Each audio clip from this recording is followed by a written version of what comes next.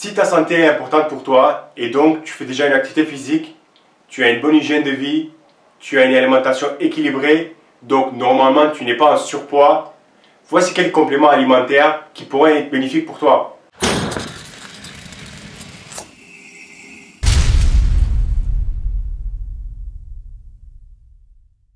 Juste pour être clair, tu n'as pas besoin de compléments alimentaires pour être en bonne santé. Et puis être en bonne santé, c'est très vague comme terme. Je me sens bien, donc je suis en bonne santé. Peut-être ou peut-être pas. Et puis les compléments alimentaires sont juste là pour complémenter ton alimentation et pas les remplacer. Donc théoriquement, si tu as une bonne alimentation, tu manges équilibré et varié, tu ne dois pas avoir besoin de complémenter ton alimentation. Mais avec le mode de vie qu'on a et surtout l'âge, on peut avoir quelques déficits. Donc voici les compléments alimentaires qui sont utiles. Déjà, si vous mangez plusieurs fruits et légumes quotidiennement et vous avez une alimentation équilibrée, vous ne serez pas en déficit. Sauf si vous avez un problème en particulier. Et puis, le corps stocke la plupart des micronutriments. Donc, par exemple, si un jour vous consommez en excès un micronutriment, le corps le stocke. Et puis, le jour où vous êtes en déficit, le corps utilise ce qu'il a en stock. Parmi les vitamines et minéraux que vous risquez peut-être d'être en déficit ou pas à un niveau optimal, ou qu'il y a pas mal de bienfaits de les consommer en excès, il y a le magnésium. Je ne vais pas vous donner en détail à quoi ça sert, où on peut trouver et quels sont les bienfaits, car ça sera une vidéo très longue.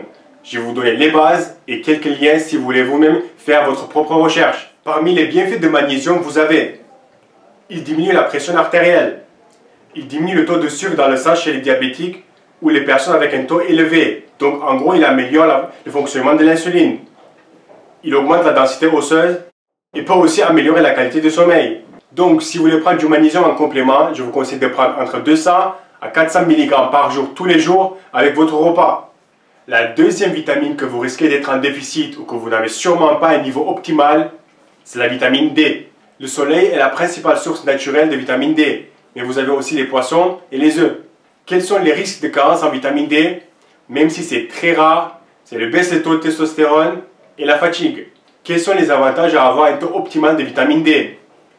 Une augmentation de la cognition, en gros vous allez mieux utiliser votre cerveau, améliorer la santé immunitaire et celle des os, et elle peut également réduire les maladies cardiaques. Donc pour une supplémentation modérée et pour avoir tous les bienfaits de la vitamine D, je vous conseille de prendre entre 1000 à 2000 UI par jour. Si vous voulez acheter de la vitamine D, je vous conseille la D3 sur la D2, car la D3 est utilisée plus efficacement dans le corps. Vous devez la prendre quotidiennement avec un repas, préférablement avec une source de lipides. Le troisième micronutriment, c'est le zinc. Vous le trouvez dans les viandes, des œufs et certains légumes. Avec l'âge, le taux de testostérone chez l'homme diminue, et surtout si vous n'avez pas un taux optimal de zinc. Si c'est bien le cas, je vous conseille de prendre en complément. Vous perdez du zinc quand vous transpirez. Donc ceux qui pratiquent une activité physique intense ou qui transpirent beaucoup, faites attention à ça. Quels sont les risques de carence en zinc? Fonctionnement neurologique pas optimal, défense immunitaire faible, diarrhée, certaines allergies et amincissement des cheveux. Quels sont les avantages de consommer du zinc en excès? Il y en a énormément, comme par exemple le bon fonctionnement de certaines enzymes, hormones et systèmes immunitaires. J'ai un article sur le zinc avec beaucoup plus de détails si ça vous intéresse. Il suffit de cliquer sur l'image ici ou le lien dans la description. Si vous êtes en déficit, vous pouvez le savoir avec une prise de sang.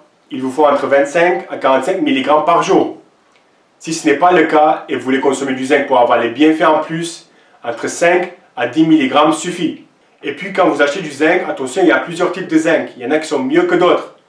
Vous avez le zinc citrate est le meilleur, puis le zinc sulfate, puis le monométhionine et finalement le gluconate. Le quatrième complément, c'est bien l'huile de poisson pour les oméga 3. Il faut avoir dans le corps le même ratio d'oméga 3 qu'oméga 6. Avec notre alimentation, c'est beaucoup plus facile de consommer les oméga 6 que les oméga 3. D'où pourquoi je vous recommande l'huile de poisson, car c'est riche en oméga 3. Si vous avez une carence en oméga 3, c'est très grave, je vous conseille d'aller voir votre médecin. Et pour les bienfaits, il y en a énormément. Pareil, cliquez sur l'image ou le lien dans la description pour voir la liste. Il faut consommer l'huile de poisson tous les jours avec un repas pendant quelques semaines pour voir les bienfaits. Pour la santé en général, 250 mg d'EPA et de DHA est le minimum.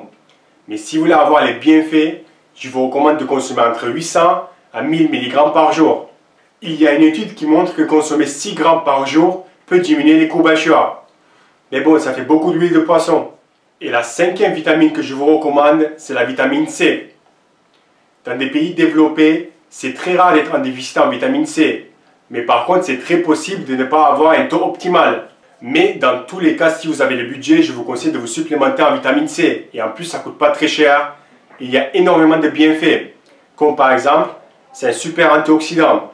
Elle améliore la circulation sanguine. Elle contrôle votre taux de cortisol. Elle diminue la fréquence cardiaque et la fatigue chez les personnes obèses. Et avec des doses super élevées, il y a un effet sur les courbatures et le bien-être en général. La dose recommandée de vitamine C pour un adulte, c'est entre 100 à 200 mg par jour. Et ça, c'est très facile d'avoir avec votre alimentation. Mais pour renforcer votre système immunitaire et avoir tous les bienfaits de la vitamine C, il vous faut entre 1000 à 2000 mg par jour. Voilà les 5 compléments alimentaires que je vous recommande pour votre santé. Et dans les liens en bas, il y a les marques que je préfère si ça vous intéresse. Personnellement, depuis longtemps, je prends des oméga 3. En hiver, vitamine D3. Et certaines périodes, 2 grammes de vitamine C. Et avant de terminer cette vidéo, j'ai une question pour vous. Quel genre de questions vous voulez que je réponde dans une vidéo FAQ? Et si vous avez des questions sur n'importe quel sujet, utilisez le lien en bas pour poser votre question. C'est anonyme et peu importe la question, je vais répondre. Merci et à la prochaine vidéo. À part ne pas réussir ta série et de te fatiguer le système nerveux. J'ai filmé la première et la dernière série. Là, j'ai 115 kg sur la barre. La prochaine